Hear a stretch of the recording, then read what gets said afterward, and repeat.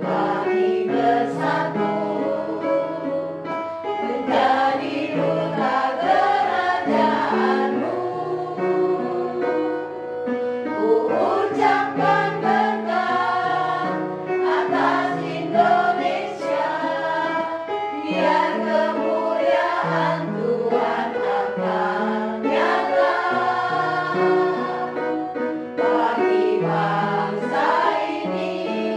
Kami berdiri dan membawa doa kami kepadamu. Sesuatu yang besar pasti terjadi dan mengubahkan negeri kami. Hanya nama-Mu Tuhan ditinggikan atas seluruh bumi. Kami tahu hati-Mu ada di bangsa ini, bagi bangsa ini kami berdiri dan membawa doa kami kepadamu. Sesuatu yang besar pasti terjadi dan mengubahkan negeri kami. Hanya nama-Mu Tuhan ditinggikan, hanya nama-Mu Tuhan ditinggikan atas seluruh bumi.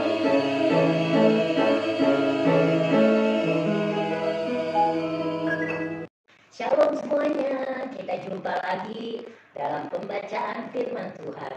Kita akan membaca firman Tuhan dari Nehemia pasal 3 ayat 1 sampai dengan 15. Sebelumnya mari kita berdoa.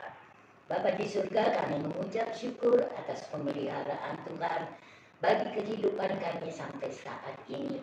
Dan saat ini kami akan merenungkan firman-Mu dan membaca firman-Mu dari Nehemia pasal 3 ayat 1 sampai dengan 15. Tuhan, biarlah Engkau membuka hati kami agar kami dapat merenungkan firman ini untuk kehidupan kami. Terima kasih ya Bapa, kami serahkan pembacaan firman ke dalam tangan-Mu. Di dalam nama Tuhan Yesus kami berdoa dan mengucap syukur. Amin. Para peserta dalam pembangunan. Maka bersiaplah imam besar Eliasib dan para imam saudara-saudaranya lalu membangun kembali pintu gerbang domba. Mereka mentahbiskannya dan memasang pintu-pintunya. Mereka mentahbiskannya sampai menara Hananel. Berdekatan dengan mereka orang-orang Yeriko membangun, dan berdekatan dengan orang-orang itu Zakul bin Imri. Pintu gerbang ikan dibangun oleh Bani Senaya. Mereka memasang balok-balok, lalu memasang pintu-pintunya dengan pengancing-pengancing dan palang-palangnya. Berdekatan dengan mereka, Meremot bin Uria bin Hakos mengadakan perbaikan, dan berdekatan dengan dia, Mesulam dan Berekia bin Mesejabel. Berdekatan dengan dia, Jadok bin Baana mengadakan perbaikan. Dan berdekatan dengan dia orang-orang Tekoa. Hanya pemuka-pemuka mereka tidak mau memberi bahunya untuk pekerjaan Tuhan mereka. Pintu gerbang lama diperbaiki oleh Yoyada bin Paseah dan Mesulam bin Besoja.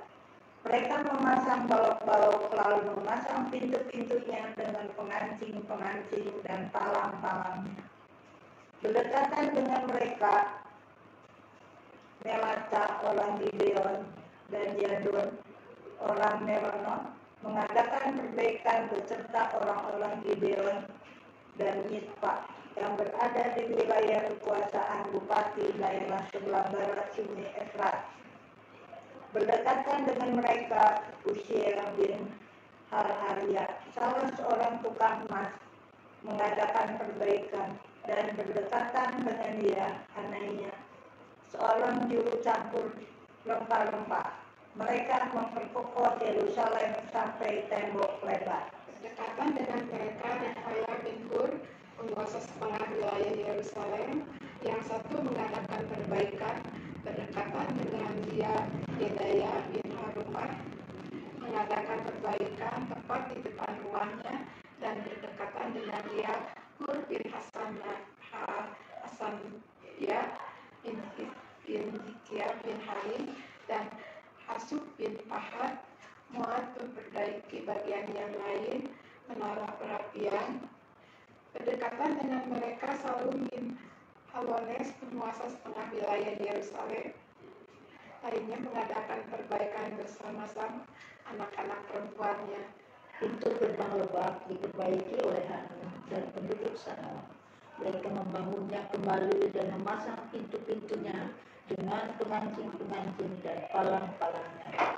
Pula tembok diperbaiki sepanjang 1000 hasta sampai pada pintu gerbang sampah. Pintu gerbang sampah diperbaiki oleh Malkia bin Rekab, penguasa wilayah Betlehem. Ia membangunnya kembali dan memasang pintu-pintu dengan pengancing-pengancing dan palang-palangnya.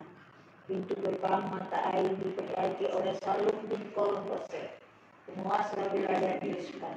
Pintu gerbang itu dibangunnya kembali, diberinya atap dan dipasangnya pintu-pintunya dengan pengancing-pengancing dan palang-palangnya. Juga diperbaiki tembok kolam penampung air saluran dekat Taman Raja sampai pada tangga-tangga yang menurun dari kota Daud. Dalam Nehemia pasal 3 ayat 1 sampai 15 berisikan para peserta dalam pembangunan.